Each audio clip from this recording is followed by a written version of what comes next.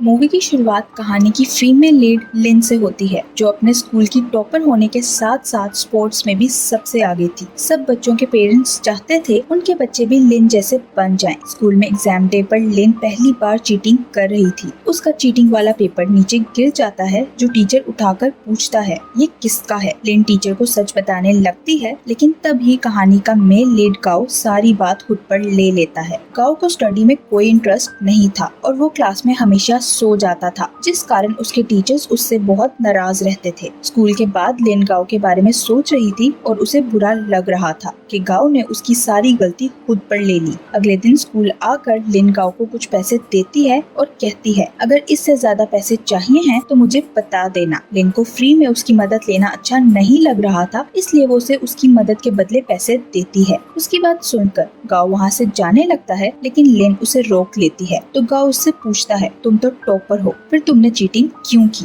लिन कहती है मैंने कभी चीटिंग नहीं की, लेकिन इस बार मुझे ऐसा करना पड़ा। तो गाओ उसे कहता है अब इस बात को भूल जाओ। गाओ कहता है मेरे बहुत सारे होमवर्क करने वाले पड़े हैं, तो क्या तुम वो कंप्लीट करने में मेरी मदद करोगी? जिस पर लिन ना चाहते हुए भी उसे हाँ कह देती है। गाओ रोज लिन को अपने होमवर्क की कॉपी दे देता था, जिस पर लिन को गुस्सा आता था, लेकिन वो उसे कुछ कहे बिना उसका होमवर्क कर देती थी। अगले दिन लिन गाओ की कॉपी पर एक बहुत मुश्किल न्यूमेरिकल सॉल्व करती है, जो टीचर देखकर गाओ से कहता है आपके अलावा ये किसी और ने सॉल्व नहीं किया, इसलिए अब आप ये सबको समझाओ। गाओ ब्लैक बोर्ड पर आकर न्यूमेरिकल समझाने की कोशिश करता है, लेकिन उसे कुछ समझ नहीं आता, तो वो टीचर को सच बता देता है कि ये न्यूमेरिकल लिन ने सॉल्व किया है। ये सुनकर टीचर के साथ साथ सब स्टूडेंट्स भी हैरान हो जाते हैं कि लिन जैसी टॉपर की गाओ जैसे नालायक स्टूडेंट के साथ इतनी दोस्ती कैसे हो गई। लिन खड़ी होकर टीचर से कहती है गाओ झूठ बोल रहा है, जिस पर गाओ टीचर को सच बताने ही वाला था, लेकिन तभी वो लिन की तरफ देखता है जो शर्मिंदगी से सर झुकाए खड़ी थी। गाओ टीचर को कुछ नहीं बताता और कहता है लिन को मैं अच्छा लगता हूँ, इसलिए उसने ऐसा किया। तो सब स्टूडेंट्स तालियां बजाने लगते हैं। लिन कहती है ऐसी कोई बात नहीं, लेकिन उसकी कोई बात नहीं सुनता। अगली क्लास स्विमिंग की थी, जहाँ आकर लिन गाओ को पानी में धक्का देती है। गाओ पानी से बाहर आता है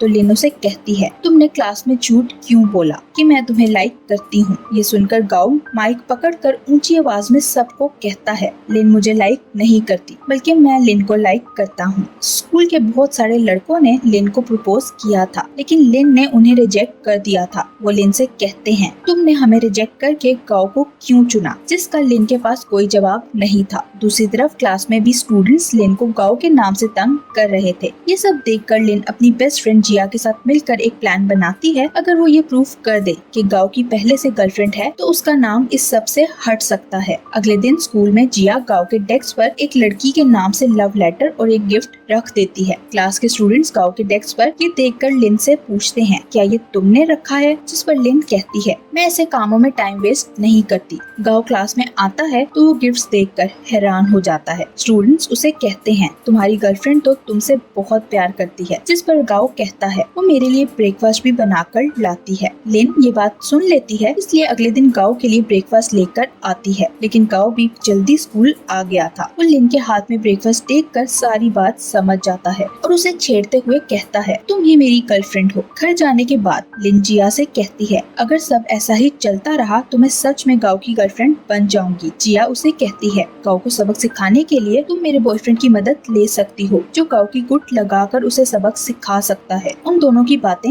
लिन का छोटा भाई सुन लेता है और उनसे कहता है मैं आप लोगों की मदद करूंगा। अगले दिन लिन का भाई बलून में यूरिन भर कर अपने दोस्तों के साथ गांव पर फेंकने के लिए जाता है, लेकिन गलती से वो उसके ऊपर ही गिर जाता है। घर जाकर वो लिन से झूठ बोलते हुए कहता है मेरे ऊपर गांव ने ये फेंका है, जिस पर लिन गांव को बातें सुनाने के लिए उसके घर जाती है। लिन उसके घर पहुंचती है तो उसे गांव के ग्रैंडपा नजर आते हैं, जो प्लांट्स को पानी लगा रहे थे, लेकिन पानी का पाइप लीक कर रहा था। ये देखकर लिन उनकी मदद करने लगती है। वो खुद भी पानी में भीग जाती है। कुछ देर बाद गांव घर आता है तो लिन को देखकर हैरान हो जाता है, लेकिन कुछ कहे बिना लिन को एक टॉवल देता है और अपने रूम में भेज देता है। लिन देखती है गांव अपने ग्रैंडपा को खाना खिला रहा था। ये देखकर लिन को बहुत अच्छा लगता है। गांव अपने रूम में जाता है तो लिन उससे पूछती है तुमने मेरे भाई के साथ क्या किया, जिस पर गांव उसे सच बताते हुए कहता है तुम्हारा भाई वो सब मेरे साथ करना चाहता था। गांव लिन को उसके घर छोड़ने जाता है तो रास्ते में वो उसे बताता है,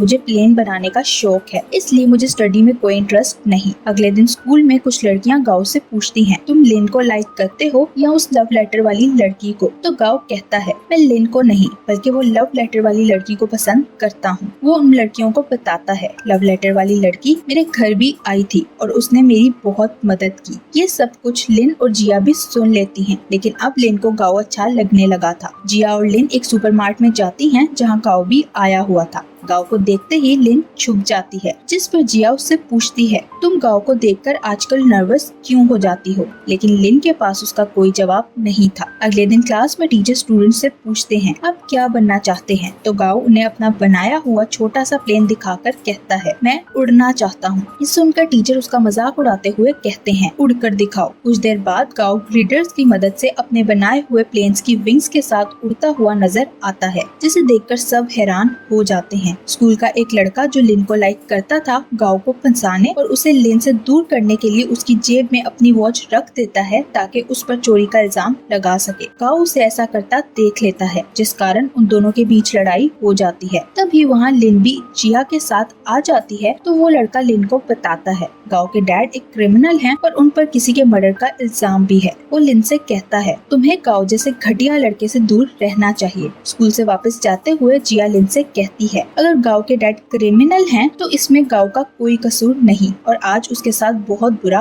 हुआ है। ये सुनकर लिन गाओ के पास जाती है तो गाओ उसके साथ एक पहाड़ की चोटी पर जाता है। वो लिन को बताता है, जिस रात मेरे डैड जेल में गए थे उस रात मैं यहाँ आया था। यहाँ एक फ्लैशबैक दिखाया जाता है जिसमें गाओ सिर्फ 7 साल का था। उसके डैड के एक कोलीग ने उन पर इल्जाम लगाकर उन्हें फंसा दिया था, जिस कारण वो जेल चले गए थे। गाओ के डैड के जेल जाने के बाद बच्चे उसे बुली करने लगे थे और उसे बातें सुनाते थे। गाओ भी अपने डैड से नफरत करने लगा था। एक दिन गाओ के डैड ने उसे एक लेटर भेजा था जिसमें उन्होंने लिखा था, अपने ग्रैंडपा का ख्याल रखना और मुझसे दोबारा कभी मत मिलना। लिखा था, तुम्हें मेरी वजह से जो कुछ भी सहना पड़ा उसके लिए मुझे माफ कर देना। जैसे जैसे गाओ बड़ा होता गया उसे समझ आने लगा कि दूसरे लोग आपको कभी नहीं समझ सकते, इसलिए अगर लाइफ में आगे बढ़ना चाहते हो तो दूसरों की बातों को इग्नोर करना सीखना चाहिए। प्रेजेंट में ये सब सुनकर लिन उससे उसकी मॉम के बारे में पूछती है तो वो बताता है, मेरे पैदा होने से कुछ महीने बाद उनकी मौत हो गई थी। लिन गाओ से उसकी मॉम की बर्थडे के बारे में पूछकर उसे उनके स्टार्स के बारे में बताने लगती है, क्योंकि लिन को एस्ट्रोनॉमी में बहुत इंटरेस्ट था। गाओ उससे पूछता है, अगर तुम्हें एस्ट्रोनॉमी इतनी पसंद है तो फिर तुम फाइन आर्ट्स क्यों पढ़ रही हो? लिन कहती है, मेरी मॉम चाहती है मैं फाइन आर्ट्स पढूं। तो गाओ पूछता है, तुम क्या चाहती हो? लिन उसे कहती है, हम अपनी लाइफ में हमेशा वो नहीं कर सकते जो हम चाहते हों। जिस पर गाओ से समझाता है कि खुद पर इतना बोझ मत डालो और वही करो जो तुम्हारा मन करता है। यहाँ बैठकर उन दोनों ने एक दूसरे से वो बातें शेयर की थी जो वो कभी किसी से नहीं कह सकते थे, जिस कारण वो बहुत अच्छे दोस्त बन जाते हैं। अगले दिन स्कूल में गाओ लिन के लिए एक एग्जीबिशन की टिकट्स लेकर आता है, जो देखकर लिन बहुत खुश होती है। उसी दिन स्कूल में टीचर स्टूडेंट से कुछ सवाल पूछते हैं जिनके गाओ गलत जवाब देता है, जिस पर उसे टीचर से डांट पड़ती है। गाओ के बारे में लिन की मॉम को भी पता चल जाता है तो वो लिन पर गुस्सा होते हुए कहती हैं, तुम्हें ऐसे नालायक और आवारा बच्चों से दूर रहना चाहिए। लिन मॉम को बताती है, वो मेरा दोस्त है और एक अच्छा इंसान भी, इसलिए मैं उसे नहीं छोड़ सकती। अगले दिन एग्जीबिशन थी जिसके लिए लिन अपनी मॉम से वहाँ जाने की परमिशन मांगती है, लेकिन मॉम उसे नहीं जाने देती और दूसरी तरफ गाओ उसका इंतजार ही करता रह जाता है। अगले दिन लिन गाओ से मिलने जाती है तो वो बताता है, मैंने स्कूल छोड़ दिया है। लिन उससे पूछती है, तुम हमेशा गलत काम ही क्यों करते हो? क्या तुम्हें अपनी लाइफ से प्यार नहीं? जिस पर गाओ उससे पूछता है, तुम्हें सिर्फ पढ़ने वाले बच्चे ही क्यों अच्छे लगते हैं? पढ़ाई के अलावा भी जिंदगी हो सकती है। वो गाओ को अपने दोस्त के बारे में बताता है कि उसकी रिपेयर शॉप है, लेकिन फिर भी वो बहुत खुश है। लिन उसे कहती है, वो पढ़ाई के बगैर पैसे तो कमा लेगा लेकिन नाम नहीं कमा सकता। तभी गाओ का वही दोस्त आ जाता है जिसके बारे में वो लिन को बता रहा था। उसने लिन की बातें सुन ली थी, इसलिए वो लिन को जवाब देते हुए कहता है, तुम जैसे लोग ऐसा ही सोच सकते हो। जो दूसरों को उनके काम के मुताबिक डील करते हो। लिन उसे जवाब देने की बजाय गाओ से कहती है, मुझे लगा था तुम्हारे कुछ सपने हैं, लेकिन मैं गलत सोच रही थी। ये कहकर वो वहाँ से चली जाती है। अगले दिन लिन को अपने घर में अपने मॉम डैड के डिवोर्स पेपर्स मिलते हैं, जो देखकर वो अंदर से टूट जाती है। तभी उसे मॉम डैड के चिल्लाने की आवाजें सुनाई देती हैं, तो वो अलमारी में छुप कर उनकी बातें सुनने लगती है। दूसरी तरफ वो लड़का टाओ, जो लिन को लाइक करता था, गाओ से मिलता है और उसे कहता है, तुम लिन को डिजर्व नहीं करते, मैं उसे तुमसे ज्यादा प्यार करता हूँ। गाओ से पूछता है, अगर तुम्हें ऐसा लगता है तो मुझे बताओ लिन क्या चाहती है? क्या वो अपनी लाइफ से खुश है या सिर्फ खुद को खुश रखने का दिखावा करती है? उसकी बातें सुनकर ताओ चुप हो जाता है। गांव के ग्रैंडपा उसे कहते हैं, तुम क्या करना चाहते हो? वो उससे पूछते हैं, अगर तुम यहाँ से कहीं और जाना चाहते हो तो मुझे बताओ, मैं तुम्हारे साथ हूँ। ग्रैंडपा की बात सुनकर गांव अपने डैड को एक लेटर लिखता है कि मैं ग्रैंडपा के साथ यहाँ से जा रहा हूँ और मैं आपसे वादा करता हूँ, एक दिन मैं बहुत अच्छा और बड़ा इंसान बनूंगा। उसने लिखा था, जब मैं कामयाब हो जाऊंगा तब आपसे मिलने के लिए आऊंगा। अगले दिन स्कूल में जिया और उसके बॉयफ्रेंड के रिलेशनशिप के बारे में प्रिंसिपल को पता चल जाता है। स्कूल में किसी से प्यार करना स्कूल के रूल्स के खिलाफ था, इसलिए जिया के बॉयफ्रेंड के पेरेंट्स उसे स्कूल से ले जाते हैं। उसे जाता देखकर जिया रोने लगती है, तो लिन उसे संभालने की कोशिश करती है। रात को लिन की मॉम उसे कहती है, अब तुम्हें जिया जैसी लड़की से दोस्ती खत्म कर देनी चाहिए, जिसका ध्यान पढ़ाई के बजाय और कामों की तरफ है। लिन की मॉम उसे कहती है, अगर तुमने उससे दोस्ती रखी तो तुम भी उसकी तरह बर्बाद हो जाओगी। मैं तुम्हें फाइन आर्ट्स पढ़ाना चाहती हूँ, इसलिए तुम्हें अपनी पढ़ाई पर फोकस करना चाहिए। तो लिन इनकी बात सुनकर चुप नहीं रहती। वो मॉम से कहती है, मैं फाइन आर्ट्स नहीं पढ़ना चाहती, बल्कि एस्ट्रोनॉमी पढ़ना चाहती हूँ। मैं खुद से झूठ बोलकर खुश रहने का दिखावा नहीं कर सकती। जिस पर उसकी मॉम उसे समझने के बजाय उसके मुंह पर थप्पड़ मारती है, तो लिन घर से बाहर चली जाती है। लिन के पास उसका भाई आता है और उसका मूड ठीक करने की कोशिश करता है। वो लिन को बताता है, मुझे मॉम डैड की डिवोर्स के बारे में बहुत पहले से पता है, लेकिन मैंने तुम्हें नहीं बताया ताकि तुम परेशान ना हो जाओ। अगले दिन स्कूल में जिया और उसका बॉयफ्रेंड अपना सर शेव करके आते हैं, क्योंकि वो दूसरों को बताना चाहते थे, चाहे कुछ भी हो जाए। वो लोग उन दोनों को अलग नहीं कर सकते। इधर लिन के डैड उसे समझाते हैं, हम दोनों के अलग होने पर तुम दुखी मत होना, क्योंकि जब दो लोग एक दूसरे के लिए नहीं बने होते तो उन्हें अलग होना पड़ता है। लिन के डैड घर छोड़कर जाते हैं, तो लिन अपनी मॉम के गले लगकर रोने लगती है। स्कूल में लिन की क्लास को गाओ ने एस्ट्रोनॉमिकल बेस पर पेंट कर दिया था, जो देखकर लिन समझ जाती है ये गाओ का काम है। वो बहुत खुश होती है, क्योंकि गाओ उसके बगैर कहे उसकी छोटी छोटी खुशियाँ पूरी करता था। कुछ दिन बाद स्कूल में अवार्ड सेरेमनी का दिन था, जिसमें लिन को अवार्ड मिला था, क्योंकि लिन ने हर चीज में टॉप किया था। अवार्ड लेने के लिए जाने से पहले लिन के पास टाओ आता है और उसे बताता है, गाओ आज शहर छोड़कर जा रहा है, इसलिए अगर हो सके तो दोपहर होने से पहले स्टेशन पहुंचकर गाओ को यहाँ से जाने से रोक लेना। अवार्ड लेने के बाद लिन स्टेज पर अपने अंदर की बात सबके सामने बोल देती है। वो कहती है, मुझे हमेशा ये लगता था कि पढ़ाई करना ही सब कुछ है और मैं हमेशा सबसे बेस्ट बनना चाहती थी, क्योंकि मुझे यही फ्रीडम और सक्सेस लगती थी, लेकिन ऐसा नहीं है। वो कहती है, इस कारण मैंने खुद को, अपने भाई को और अपनी बेस्ट फ्रेंड को इग्नोर किया। मैं हमेशा दूसरों को कमतर समझती थी, लेकिन फिर मेरे एक बहुत अच्छे दोस्त मुझे एहसास दिलाया कि फ्रीडम ये है कि मैं वो कर सकूं जो मुझे पसंद है और मुझे दूसरों के कंट्रोल में नहीं होना चाहिए। लिन